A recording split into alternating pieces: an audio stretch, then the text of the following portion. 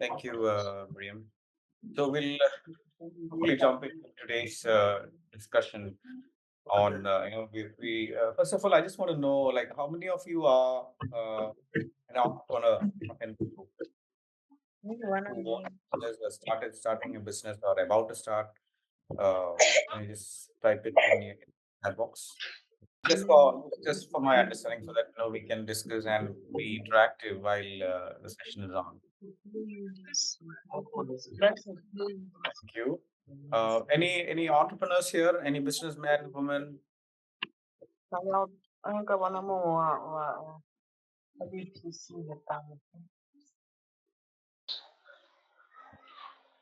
Very good. Thank you, Thomas.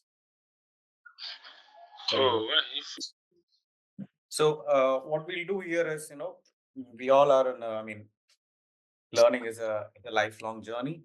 Every day is a learning. And I believe that you can also give your inputs, like, or you can, of course, question if what I'm saying is may not be right in what you're doing, because market conditions might be different. So let's go to take this discussion in that way, where your inputs are also equally welcome.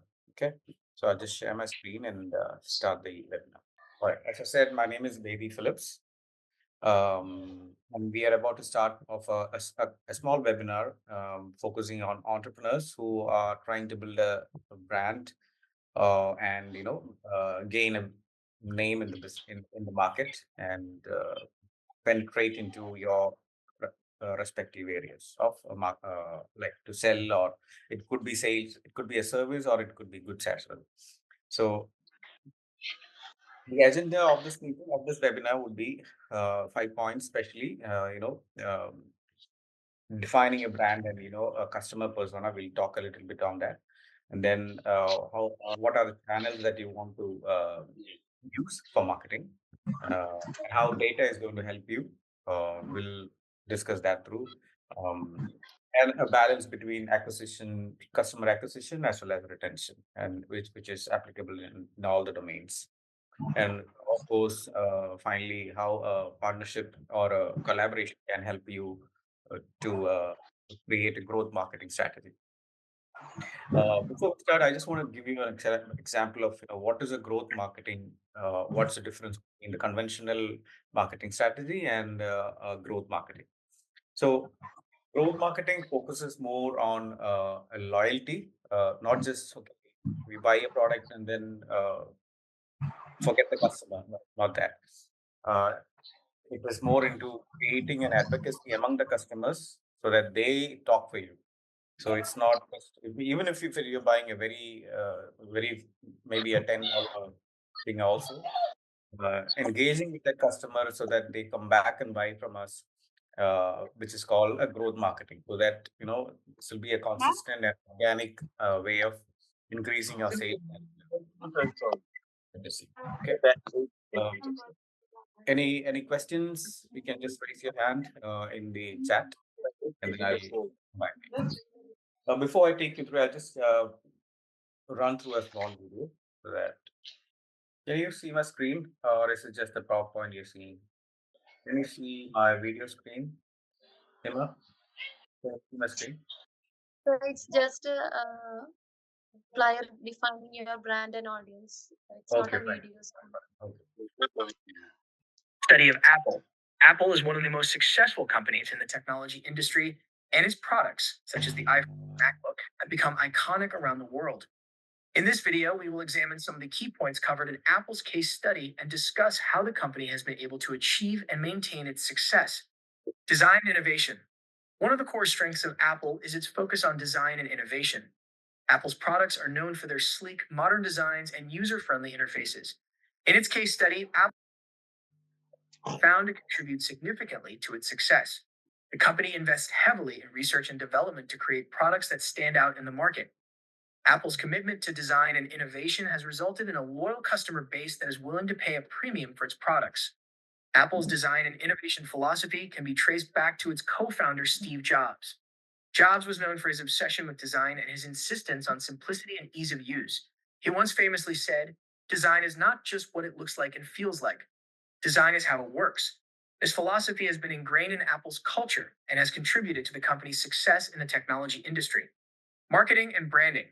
Apple is also known for its effective marketing and branding strategies.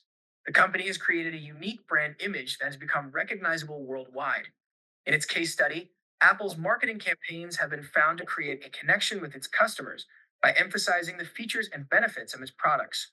The company's innovative approach to marketing, such as the Think Different campaign, has helped to create an emotional connection with its customers that goes beyond the product itself. One of the key aspects of Apple's branding strategy is its focus on simplicity. Apple's products are known for their clean, minimalist designs, and this aesthetic is reflected in the company's branding as well. Apple's branding materials, such as its logo and advertising, are designed to be simple and easily recognizable. This has helped to create a strong brand image that is associated with quality, innovation, and simplicity. Before we dive deeper into Apple's case study, don't forget to hit the like button and subscribe to our channel if you haven't already. But be sure to drop them in the comments. Creating high quality products and carefully manages its supply chain to ensure that its products are manufactured efficiently and cost effectively. In its case study, Apple has been found to place a high value on the user experience, which is why it invests heavily in product development and quality control. The company's strategic partnerships with suppliers and manufacturers ensure that its products are delivered on time and at the highest quality. One of the key examples of Apple's product development strategy is the iPhone. When the iPhone was first released in 2007, it revolutionized the smartphone market. Apple's approach to product development was to create a product that combined multiple features, such as a phone, camera, and internet browser, into a single device. The company invested heavily in research and development to create a product that was easy to use and had a seamless user experience. Apple's focus on user experience has helped to differentiate its products from its competitors and has contributed to its success in the market. Strategic decisions. Apple's strategic decisions, such as its decision to shift from personal computers to mobile devices, have also been analyzed in its case study. These decisions have played a key role in the company's success and have had a major impact on the technology industry as a whole. In its case study, Apple's ability to identify and respond to changes in the market has been a major factor in its success. The company's decision to shift to mobile devices, for example, was a response to the changing needs of consumers who were increasingly using their smartphones and tablets for everyday tasks. Another strategic decision that has contributed to Apple's success is its focus on creating a closed ecosystem. Apple products are designed to work seamlessly with each other, creating a unified experience for the user. This closed ecosystem has helped to create a loyal customer base and has also given Apple control over its products and services. Apple has also made strategic acquisitions, such as its purchase of Beats Electronics in 2014. This acquisition allowed Apple to expand its presence in the music industry and gave the company access to Beats' popular streaming service, Beats Music. In conclusion, Apple's case study demonstrates that its success is due to a combination of factors, including its focus on design and innovation, marketing and branding, product development, and supply chain management and strategic decisions. The company's commitment to user experience has been a major factor in its success and has helped to create a loyal customer base. Apple's ability to respond to changes in the market and make strategic decisions has also played a significant role in its success. Overall, Apple's case study serves as an example of how a company can achieve and maintain success by staying true to its values and principles while remaining agile and adaptable to changes in the industry. I just took the example of Apple, but that doesn't mean that Apple is the only company who can survive. Even if it is a very small initiative by one of you or any small business, the same strategy applies to everyone. So that's why it's very important to understand your customer and your needs, because what you're going to sell to them and why they should buy, that should be the first thought when you are even thinking of a business. It's not about starting a business, then think. When you start a business, at the first thought itself, you should be thinking a question, asking yourself questions on why they should buy from you. You may have competitions in your market, but and that will answer your questions, your inner questions, of course. So customer persona or a buyer persona has to be defined. I hope you know about customer persona. You can ask questions. If you have any, please raise your hands. Um, of course, it includes demographics, for example, gender, location, etc. And then you have psychographics like personal values, who a person For example, I like maybe I like my value is about organic clothing, like not harming animals. That's my value, or passion or interest. So that's called psychographics. That's what. Yeah, and then the other is behavioral characteristics. Someone might be, um, an affluent character. Some might be very low key profiles. So and based on that, their buying decisions will change. That's what behavioral. And of course, the other one is the information consumption. Um, maybe I might be consuming content over the internet, which is more of a a fun tone, and somebody might be very professional and they don't like comedies, and some might be very fast and they just need things very quick. So these are all bottled into one category of data, and then targeting that kind of customer. For example, I want to sell my movie. It's a movie which is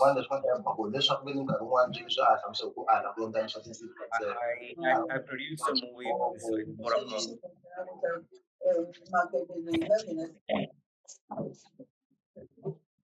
Yeah, so I produced a movie which is more of a fun loving audience, and I want to take this video to when I start marketing of the promotions of the movie.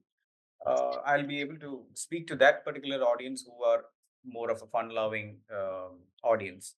So that's how you connect to the correct customer, be it any product or any service. So, and of course there are purchasing factors, which is like maybe um, some will take decisions very immediately.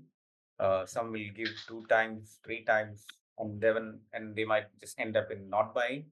So, and some might be like rich or poor. Uh, so it depends on making the decisions rightly and informed decisions. So that's something which. What the main point what I'm trying to make is that a brand identity will help in a long-term growth.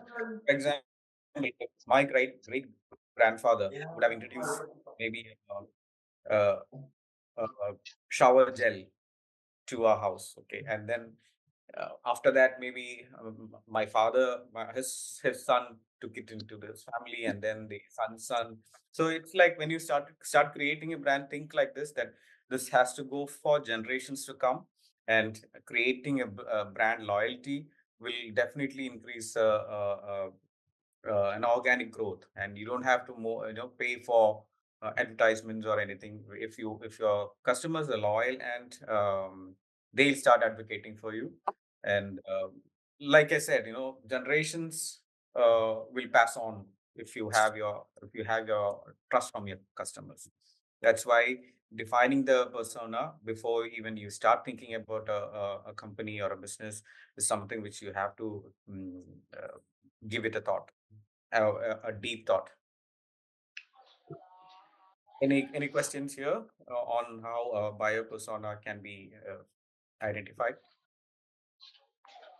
Maybe you can just think about, you might have a like who was Miriam had a business idea, and then you can think about it in your mind. Okay, this is my product X or Y. Why should somebody buy it from me? So asking questions from yourself will create a use case scenario where how I should start selling this.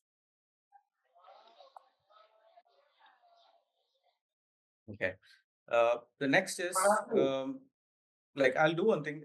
Maybe towards the halfway, I'll open the floor for questions so that it can be more interactive.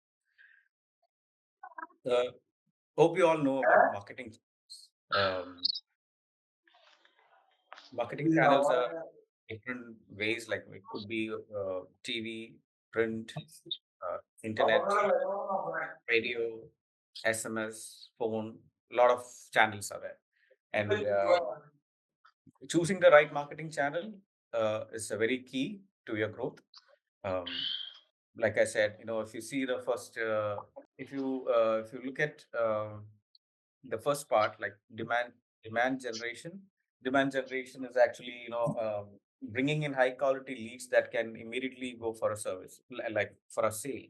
So when you start creating content and a strategy, you'll start getting demand. You'll create a demand in the market, and as a result of it, you might get qualified leads or unqualified leads also. These unqualified leads later turns out to be um, something which you can think of, like maybe making them convinced that okay, let's buy this. And from as a company point of view, you should be thinking about how you can nurture and make them trigger a conversation to start buying things from you. So yeah, I was talking about nurturing a lead, and once the leads are nurtured, um, you get to think about how whether I should get an insight from this, like, and then maybe your campaigns are not working, and when you start seeing the report, you decide, okay, this didn't work, okay, and now let me think of another option. So that's how you start reporting, you're measuring, and then you start a different strategy, which is definitely going to help you. Um, and engaging is also something which will lead to growth marketing, which is what I want to emphasize, because um, when you even if it's just a prospective customer, or even if it is already a customer, engaging them is like nothing. It's like priceless. If you get any tool, I mean, there are a lot of tools which is available to make them engage, to increase the customer experience, and there is nothing like that. And it doesn't have to be an essay of content. It just needs to be a, hey, sir, how are you doing? How is our product doing? Do you want any help in your recent purchase? And that small question itself will trigger a positive value of the brand in the customer's mind. So think from their shoes, and definitely there will be a solution that you can find. And now at the point of where we're living now, uh, endless tools and information is out there in the internet. So you just need to type in something and then think of it. It doesn't mean that okay, they are going to Google or Chat GPT is going to give you answers like in black and white. No, it's just a guidance, and you pick what you need from it in respect to what you're trying to sell, and then maneuver your thoughts in the way that okay, and you also should be thinking from your market point of view. I can be thinking from which region I am sitting, but when you think about a business, you should be thinking about your people. What is their what is their thought values, or how their cultural thoughts or will be before buying a product or service. Okay, and that's when you get to the last point where you won a sale, or you lost a sale, or you want to negotiate. For example, maybe you give an offer, maybe like a deal or a promotion, and then you again trying to nurture them, because the opportunity was lost for you. If it was lost for you, you take a turn saying that okay, uh, okay, let me give you 10 percentage discount. So that's called delayed opportunities. You had an opportunity, you lost it, but then again you came up with a strategy saying that okay, let's put up another 25 percentage, and then there you go, you get a customer right and then. Okay, so let me ask you any questions, please raise your hands. If you want to, maybe Thomas, you're trying to start a business, or you have a business. You want to give a little shed some light into your thoughts of starting a business. I have a business. We have just started selling rice. Wonderful. Fundamentals of living. So how are you trying to? I mean, are you sourcing it from the local market, or is it from a far off place? Yeah, I was saying, so we have we we have farms that Mm-hmm. we produce the rice in a different country, and then we import it into our country, Mm-hmm. and then we sell it locally Sell it here locally. in One. Zimbabwe. All right. Okay. Great. And you have your, like what I was telling the last four slides. Are you doing that homework in while you are at home and in your thoughts? Yeah, You so do that? we were looking at the best possible way to market it because it is basically a new product on the market. We Mhm. know what our target market is, but how to then access that market to the information is what we need to work on. Actually, I'm struggling to mute other all. And do you have any idea like how to mute all? Thomas, I heard you. All the best for that. Are you a learner here or you're a prospect? Are you looking for Uh, some information from us? I'm a prospect. Okay, fine. So I would recommend you to speak to us. I'll send you in a chat. I'll share the Google form. Write in it, and then for experts will contact you. And I Okay, think that will really help you in your journey. Okay, not a problem. Thank you. thank you, Thomas. Anybody else who wants to share? Mine is it's a business of rendering a service. It's a diagnostic service. I just started, and Mhm. first my clients are medical doctors, so Okay. I went around giving them my the the things that they. Yes. Mhm. My customers are medical doctors. I went around checking them. What test can I provide them? They told me I provided with the request form and the sample tubes that they need. Okay. Um, yes, like I say, I've just started. Okay. So I have clients here and there, but I haven't seen that much growth.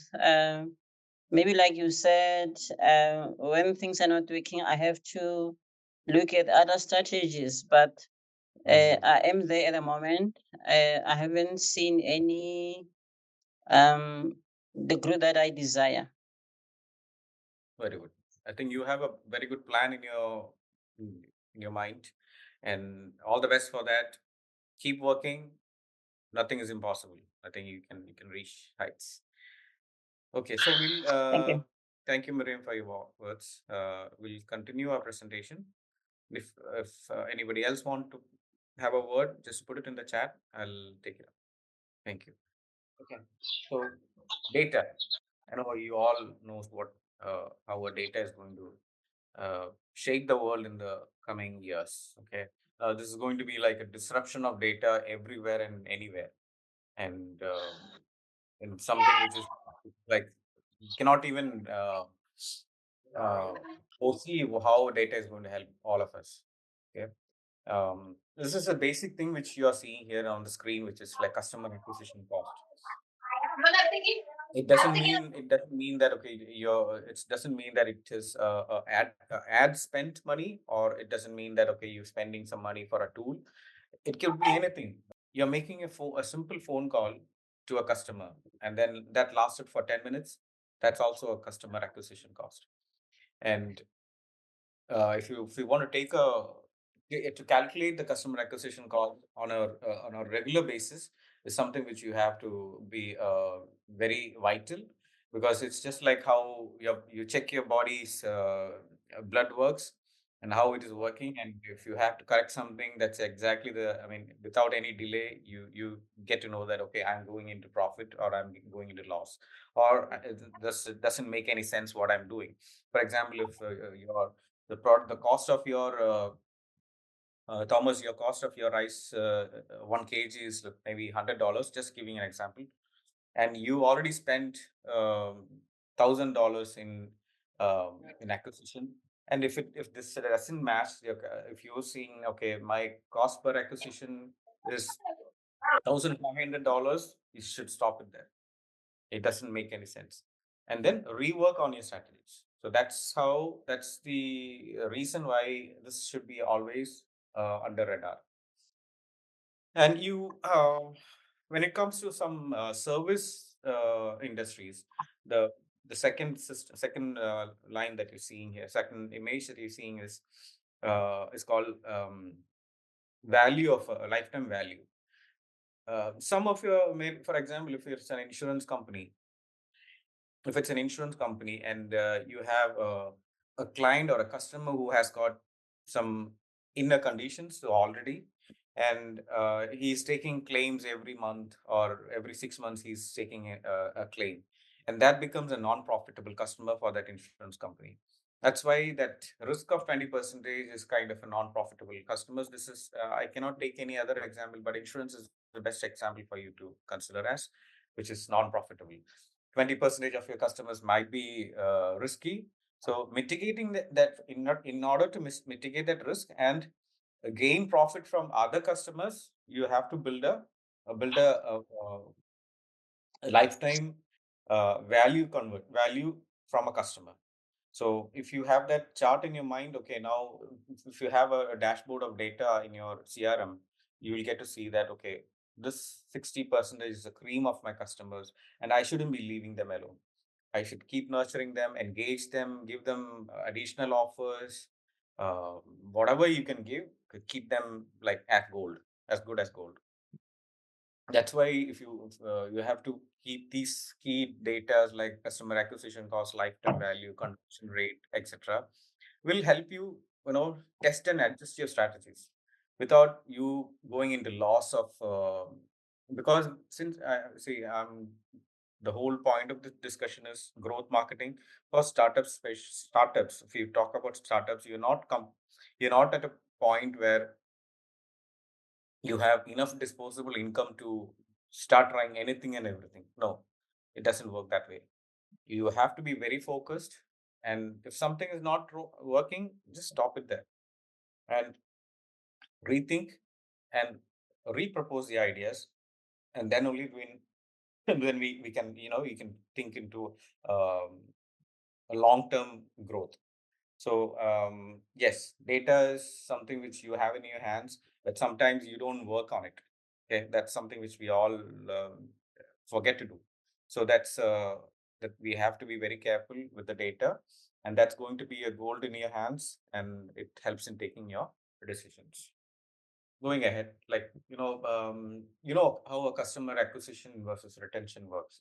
Acquisition is always like how you acquire, then you're not thinking about that customer anymore. So if you look at the journey from a customer acquisition point of view, you're creating awareness, you're running campaigns, you're running audio ads, video ads, whatever. Then you're creating a curiosity for the customer. That's called CCC in marketing terms. Creating a curiosity, consideration, and conversion. So you're going through that lot of pain to get some few handful customers by creating awareness, interest, and then it's a final decision is purchase. So the balance between the acquisition and maintaining or retaining those customers, that balance should be always there. This is where it helps you to create profitable customers of 60 percentage or 80 percentage. That's where you have to create a retention strategy, which is very important. Because don't think about, okay, I got this customer and now I'm fine, I made my first million. No, that first million can go in drain like anything. Like, uh, if you don't focus on retention, that's a very key point which all the entrepreneurs, all startups should be thinking right from the beginning.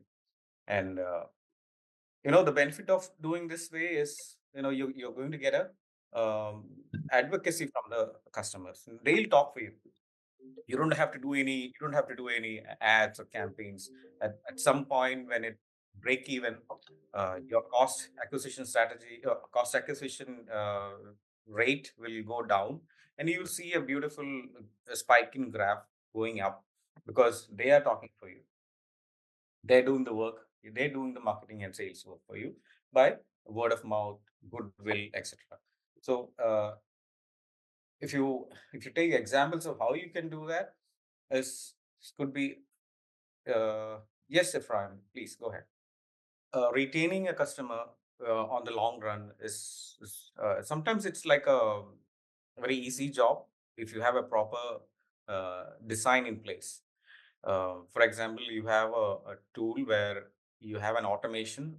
For example, okay, this customer purchased a phone from me in the last 30 days. So, and you take that, okay, all the customers who have purchased my model 123 phone from my factory in the last 90 days, um, give them another, uh, send them an email.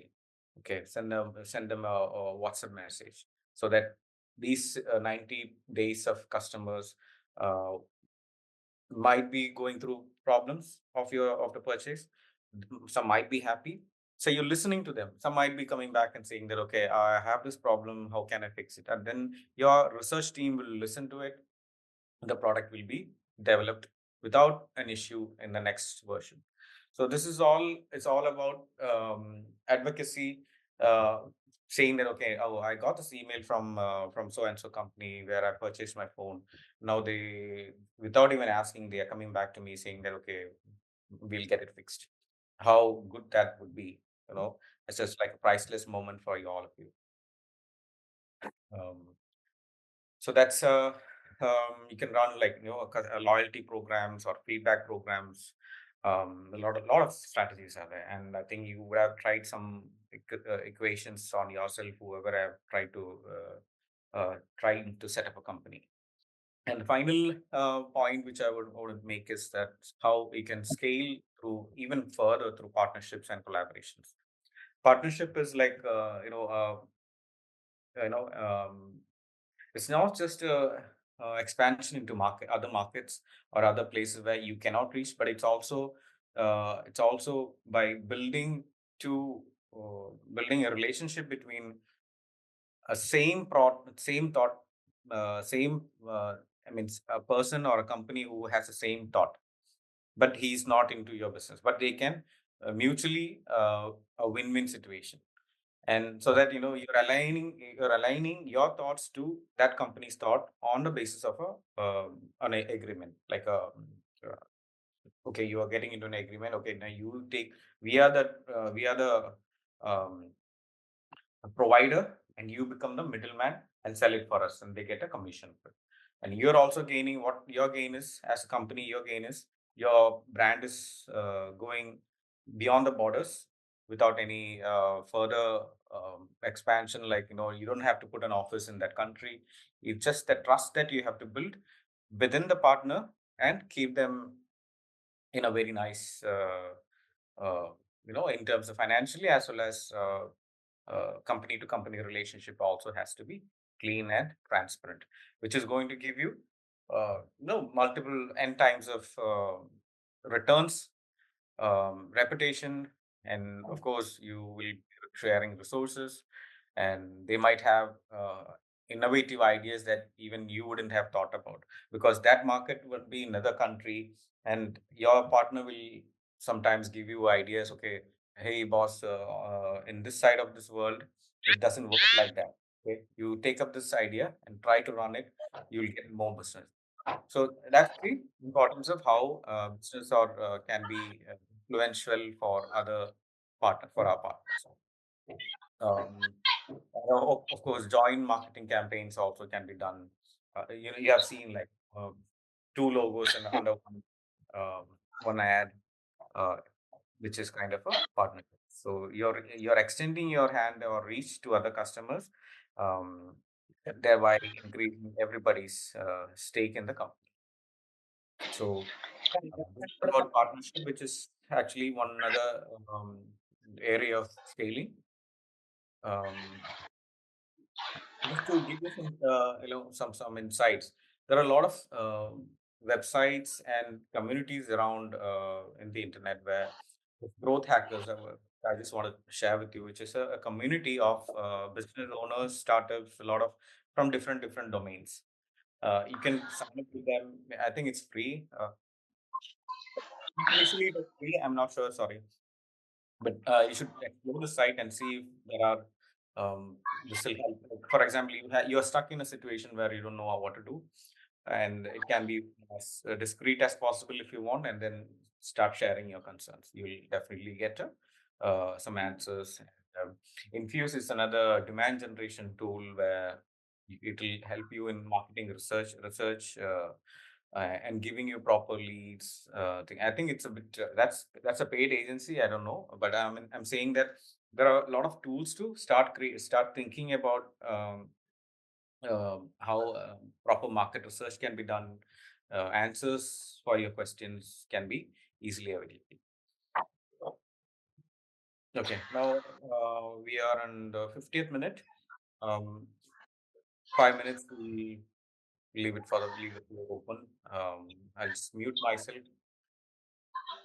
and yeah, this is you can visit our website edubex.com, or I'll put our official WhatsApp.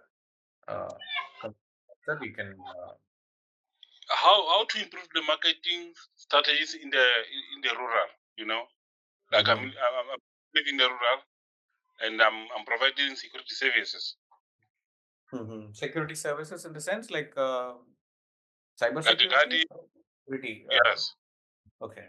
Mhm. Okay, so in the rural, I'll say that things are very sensitive. Okay, it's you might be knowing the person who is living in the three houses downtown. Okay, so problems are very much explored and explained to each other at even at maybe a small coffee shops. The talk might be about something. If you listen to their pulses of how what they are facing, it's very easy to understand that. That's why, I mean, there is the ratio of that density against what you're trying to achieve in a rural is very not, I mean, not very complex. So my if I were you, what I would do is um, run small offline events. If you have a if you have you can maybe you can rent a hotel's ballroom and then invite people to for your talk show. Maybe you can do a talk show and invite companies. You're into B2B, right? Your target is businesses, right? Am I right?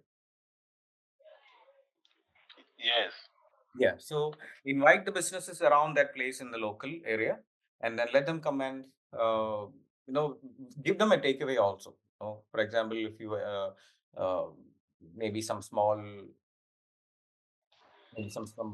promotion for your thing, or what, I cannot think of anything now, but some giveaways for them.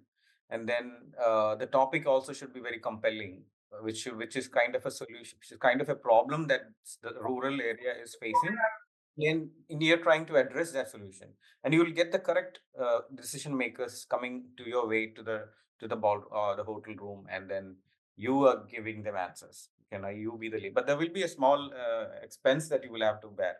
If I were you, I would have done this rather than going digital. Go this way, and then because it's a B2B business, sometimes a B2B business has to be taken very, because decision makers are very are on the really on the top level, and reaching them through digital may not be a um, it could give, yeah, create awareness definitely, but towards the end when it has to get converted, uh, it has to be a manual face-to-face process. That's my thought. yes. Thank you. Thank you. Thank you. You're welcome. um, Dio, you can leave. It's okay. We'll do one thing. I'll just type, um, reply on the form or through WhatsApp. We'll come back to you with the presentation PDF. We'll email it to you, as well as if you have any questions on the programs that we run, you can write in there. Okay. Thank you, Dio. You can leave. Any other questions? Any concerns? Can be anything. Doesn't have to be like what Thomas was saying. Um, any business is precious. I mean, it's if it's after all, if it is solving a problem in a community, that's called a business. It doesn't have to be Apple or Microsoft. Tibogo, you can unmute yourself and ask a question. Good evening, everyone.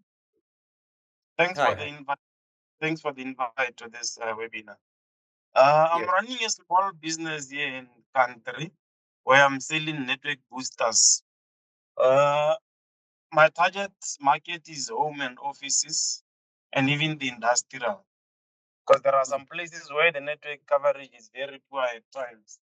So I'm Mm-hmm. selling the solution to that. But now my biggest challenge, I wanted to go around and partner with the network service providers in the country. Mm-hmm. So I'm having a challenge there to network to market my business to them, so to convince them to show them that no, I can be your partner with these devices that I'm selling. Your Mm-hmm. customers will never complain of network connectivity. That's where Okay. my challenge is. Okay. Okay. Um, Immediately, what I can understand is that your your use case of what you're trying to solve in your market is not is maybe it's not clear for your customers. For that, as a solution, I would think of a I of don't know how best creating. can I go about it. Yes. Okay. So, initial thought, what comes into my mind is creating case studies and marketing those case studies by email marketing or WhatsApp marketing. Like you pick one person that you have already bought your product and how it's resolved his or her issue would be the first starting point of solving that issue. And that can be taken to your customers or your prospective customers as well as to your partners, to the providers also. And go and speak to them. Okay, see, this is my history and this is my case study. One of my happy customers in a very rural area, or take a very particular case study where it cannot be challenged. So even if it is by like the network providers, will be very happy to see, and then they might onboard you even more easily without having any more questions. I mean, okay, this person did a very good job in solving a problem in my market and in my rural area, and definitely I'm going to take you on board as a partner. So Mhm. both ways you're giving a solution, one solution to the customer, and creating a goodwill or a value or an esteemed value without any ads or anything. The other way, your partner is also convinced, okay, now this sounds like a good person for us to engage in. I think that would be something which you can do it very handy. I'm sure you will have Oh, good performance. okay. No, thank you very much for advice. In case I get stuck somewhere, I hope you are available to help. Yes, yes, definitely. You can reply back to our form and we'll reply. Okay, thank you very much. That's a Thank good you. match. All the best. All the best. Bye. May I contribute to his problem? Yes, please go ahead. I like it. Very good. Okay, I don't know which country you operating from, but the other way you can look at it is because when you spoke, it sounded like you have more than one network provider. Confirm? Yes, through that. There are more than one network service provider. Okay, so I don't know how the structure of the selling of the airtime. We call it airtime, and the data services happens to the people. Your case is similar to a friend of mine who had something that he saw that would have been able to help the networks locally in, Mhm. to improve their services. But we discovered that the big corporates have a problem in that they do not believe that they need assistance to improve their service. So what I would so to me it sounds like you are trying to scale up your business by getting the support from the network. So maybe what you need to look at is set up or work with the people where they buy the networks, where they buy the airtime for the talk time. I don't know what you call it in your country. You know the airtime, the data for them Yes, to to yes. to make the services available to call. So team up. I don't know. Maybe you've got shops or you've got those street vendors. So you get the people who are selling the airtime to market your product for you. That way, the the airtime vendors are the one who are going to, because they have more of them. Then I'll give the example of Zimbabwe. We have airtime vendors who go and order the airtime from the network providers. So because they are on every street corner, so if you can have those people talk about your product, or maybe wear bibs. In our country, they wear neon colored bibs. It can be blue, it can be green. So maybe advertise your product on the bibs of the people who are selling the airtime and the data, so that the customers get to see the possible option of your service, and two, the network providers themselves will see that you're actually making an impact, and they have no choice but to approach you. But what is important, it is to protect your product so that they do not take away that product from you and sell it directly to the customer. That's my contribution. Thank you very much, and that's a very good and valid advice. I'll take it that way. Thank you. Thank you, Thomas.